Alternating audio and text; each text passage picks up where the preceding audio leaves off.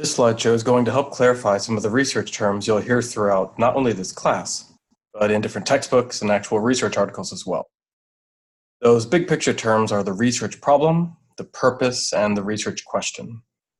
Now, I want to caution up front that there's no rush to get to your research question. Usually it takes time reading the literature and thinking through your broader topic and talking with your dissertation chair. The goal of this slideshow is simply to clarify the terms, not to make you feel anxious. The 5 guiding questions that we'll answer are: what is the basic distinction among the problem, the purpose, and the question? Why do we need to study problems? How do I find a research problem, or a purpose or question for that matter? I think I know my problem, so how can I justify researching it? And finally, if the problem is this important, why have I heard people say that the research question drives everything? We'll tackle the first question: what is the basic distinction among the problem, purpose, and question? Any problem, purpose, or question we have falls under general topic, which is simply the broader subject matter. The problem is the issue, the concern, the controversy within the topic. The purpose is the more specific intent or objective to address the problem. And finally, the question narrows that purpose into a very specific set of questions that are then feasible to research. What's key is that this acts like a funnel. The topic is obviously broad, but usually the problem is broad as well. That is, there could be and should be multiple research questions that would all address the same problem, which I'll highlight later on. Here's an example of the funnel with an actual topic. The problem is the decreasing levels of physical activity, which can have adverse health outcomes. The specific purpose would investigate the opportunities that young people have in middle school. What we want to stress is that if you have a research question in mind, the problem isn't just the alternative language. That is, if someone wanted to study the middle school physical activity, the problem wouldn't be, well, we don't know about middle school physical activity. The problem is broader, and in this case, it would be the adverse health outcomes.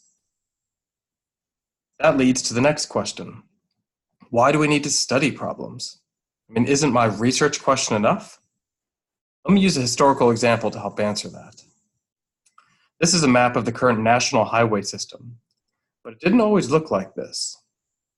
The first interstate system was initiated by President Dwight D. Eisenhower in the late 1950s, but it begs the question of why. Why did President Eisenhower launch this effort? Just to help Americans drive around better? To answer that, we have to understand Eisenhower's earlier experience on the Lincoln Highway, one of the earliest transcontinental highways. In 1919, the 28-year-old Eisenhower was part of a military convoy that drove over 3,000 miles from Washington, D.C. to Oakland, California. Along the way, the rudimentary bridges broke and needed to be repaired.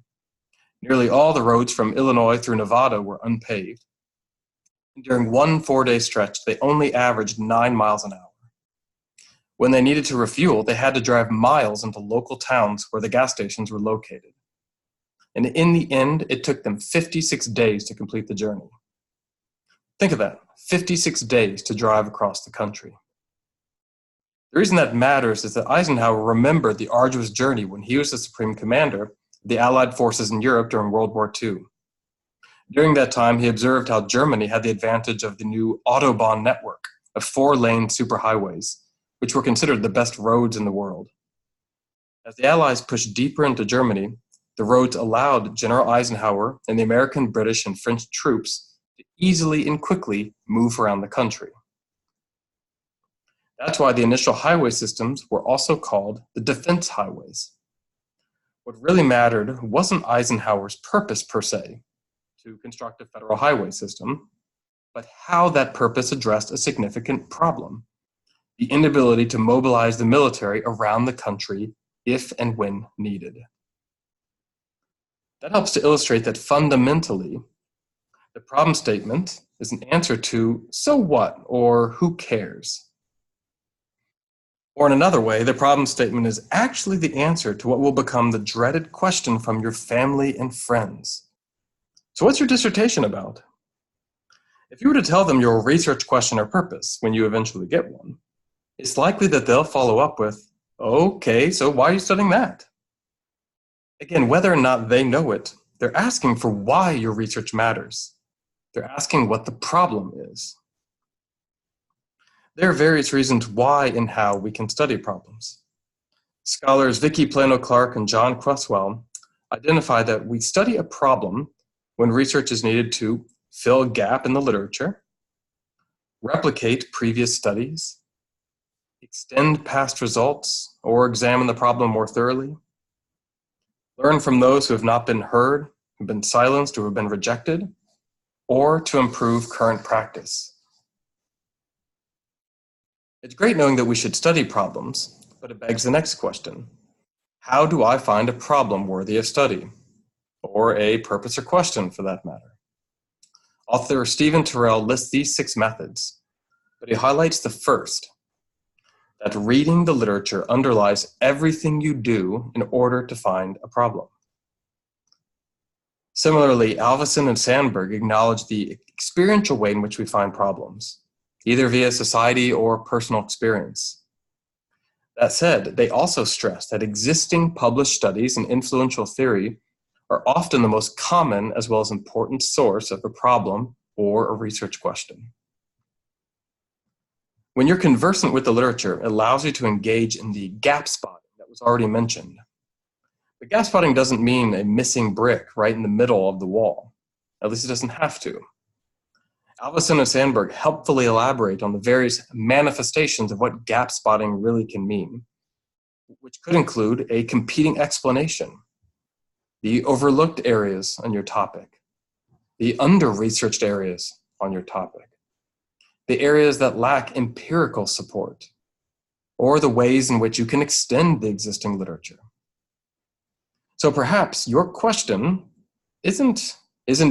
could be adding a brick to a missing hole in the wall, but perhaps you're placing your brick on a section of the wall that simply hasn't been built up much. All of which are viable and valuable ways to extend knowledge. It's great to have identified a gap in the literature, but it's not enough to just know your problem. You need to identify why that problem matters and how you know that it matters. That is, if someone had the question, well, I think we need to learn more about school culture, that would beg the question of why. And if the answer is because school culture can impact teacher effectiveness and student achievement, well, now we're talking. That sounds important, but I would still need to support how I know that school culture impacts effectiveness and student achievement. This leads to the next question. I think I know a problem within my topic, so how can I justify researching it? Plano-Clark and Cresswell, again, have a great framework for this. They articulate that an effective statement of the problem tends to address 5 elements.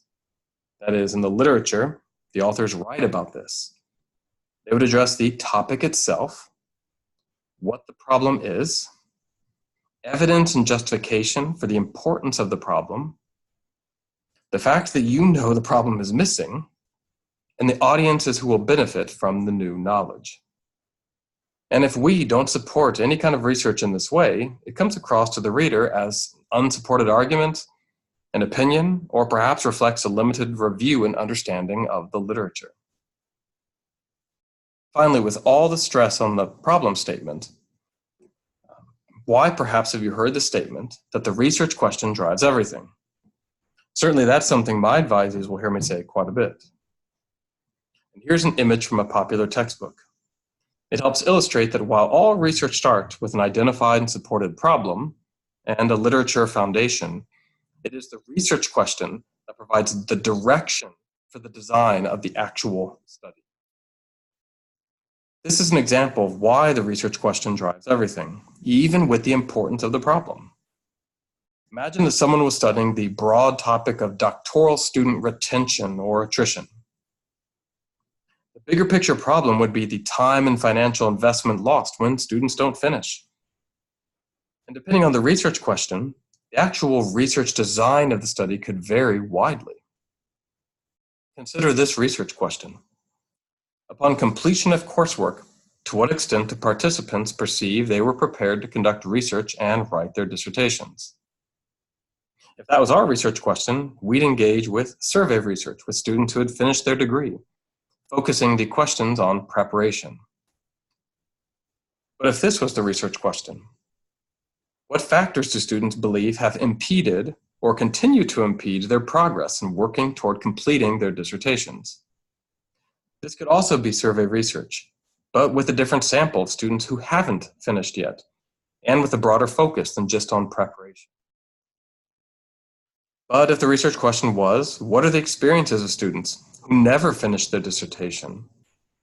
Then one would engage in a qualitative phenomenological research design with in-depth interviews to capture those experiences. And finally, if the question was, how do doctoral departments support students who have completed coursework but not the dissertation? This one, we would use a traditional case study methodology. And in all four cases, the same problem, different questions, leading to different research designs. I want to reiterate something I said at the beginning before we conclude.